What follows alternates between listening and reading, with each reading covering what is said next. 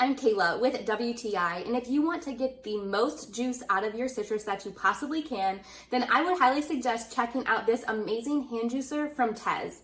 I love that this juicer is not only beautiful, made of stainless steel, but it really gets all that every last bit of juice out of all of my citrus. I love how durable and sturdy this hand juicer is. When I'm juicing citrus, I really want to get every last drop because sometimes just a little bit more gets me to that measurement that I really need. So I love that I can use this hand juicer to just really squeeze it and get that very last drop too. It also catches those little pesky lemon seeds that pop out of the lemon sometimes. So I really like that I don't have to worry about that getting into one of my recipes.